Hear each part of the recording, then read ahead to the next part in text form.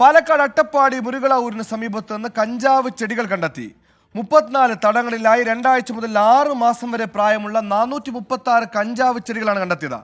വിപണിയിൽ 8 ലക്ഷത്തോളം രൂപ വില വരുന്നതാണ് ഇവ. സാമ്പിൾ എടുത്ത ശേഷം കഞ്ചാവ് ചെടികൾ എക്സൈസ് നശിപ്പിച്ചു. നിഖിൽ പ്രമേഷ് പാലക്കാട് ചേരുന്നു. നിഖിൽ, കഞ്ചാവ് കൃഷി എന്ന് തന്നെ പറയാം, വിവരങ്ങൾ? തീർച്ചയായിട്ടും സുഹൈൽ, അട്ടപ്പാടി മുരുകള ഊരിന് സമീപത്ത് നിന്നാണ് കഞ്ചാവ് ചെടികൾ കണ്ടെത്തിയിരിക്കുന്നത്.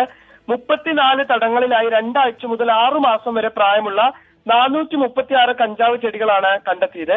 വിപണിയിൽ ഏതാണ്ട് 8 ലക്ഷത്തോളം രൂപ വില വരുന്നവയാണ് ഇവ എന്നുള്ളതാണ് മനസ്സിലാക്കാൻ കഴിയുന്നത്.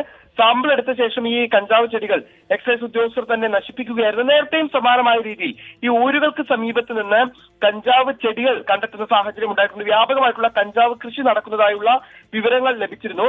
ഇതിപ്പോൾ അട്ടപ്പാടി ട്രൈബൽ താലൂക്കിൽ പെടുന്ന പാടവയൽ വില്ലേജിൽ മുരുകള ദേശത്ത് മുരുകള ഊരിന് സമീപത്താണ്. ഈ ഊരിന് സമീപത്ത് നിന്ന് ഏതാണ്ട് 5 കിലോമീറ്റർ വടക്കുമാറി പക്കിമല എന്ന പ്രദേശത്തിന്റെ അടിവാരത്താണ് ഇത്തരത്തിൽ നീർച്ചാലിന്റെ ഇരുകരകളിലുമായി കഞ്ചാവ് കൃഷി കണ്ടെത്തുന്ന സാഹചര്യം ഉണ്ടായത്.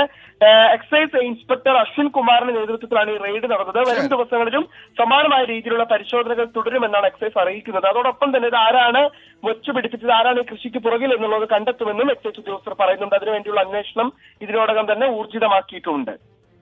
നട്ടുനനച്ച് കഞ്ചാവ് വളർത്തിയ സംഘത്തെ ഉടൻ പിടികൂടാനാകട്ടെ.